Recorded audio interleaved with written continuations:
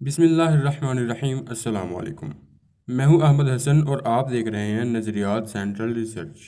ناظرین اکرام، جب حافظ محمد سعد حسین رضوی صاحب اور ان کی جماعت نے حکومت سے کہا کہ فرانس کے گستاخانہ اقدام کے جواب میں فرانس کا سفیر ملک سے نکال دو اور فرانس کی تمام تر مصنوعات کا بائیکاٹ کر دو، تو عمران خان صاحب نے غصے میں آ کر حافظ محمد سعد حسین رضوی صاحب کو گرفتار کروا دیا۔ اور پھر جب اس کے بعد پاکستان میں فرانس کے خلاف احتجاج ہوا تو 2-4 دن کے اندر اندر وزارت داخلہ نے یہ بیان دیا کہ تحریک لبیک نے یہ دہشت گردی کی ہے، لہٰذا اس کو بین کر دیا جائے، اور تحریک لبیک کو عملی طور پر بین کر بھی دیا گیا، اور وزیر داخلہ شیخ رشید صاحب نے خود اس کا اعلان کیا تھا۔ ناظرین اکرام، یہ تحریک انصاف کی ایک بہت بڑی غلطی تھی کہ جو بڑی جلد بازی میں ہو گئی تھی۔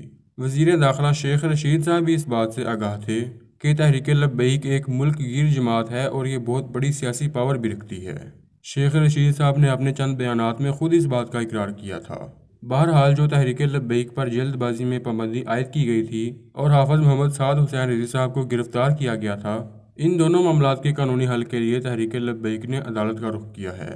اس حوالے سے حافظ محمد سعد حسین رضوی صاحب کی طرف سے کام کرنے والے جو وکیل ہیں، انہوں نے کہا ہے کہ حافظ صاحب کی نظر بندی کی جو مدت بڑھائی گئی ہے، ہم اس کو ہائی کورٹ میں چیلنج کریں گے، اور ساتھ میں وزیر اعظم عمران خان صاحب کو بھی شدید تنقید کا نشانہ بنایا ہے۔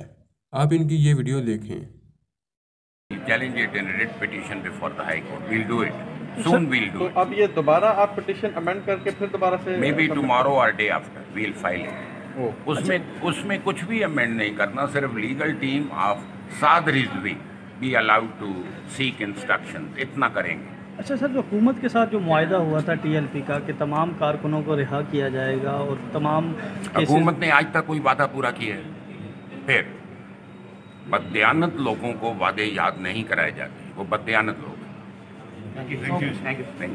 اگر آپ اس طرح کی مزید ریسرچ اور نیوز حاصل کرنا چاہتے ہیں تو ہماری اس ویڈیو کو لائک کریں، ہمارے چینل کو سبسکرائب کریں اور ساتھ میں بیل آئیکن کو بھی دبا دیں۔ اس طرح ہماری مزید ریسرچ اور نیوز آپ تک پہنچتی رہیں گی۔ السلام علیکم ورحمۃ اللہ وبرکاتہ۔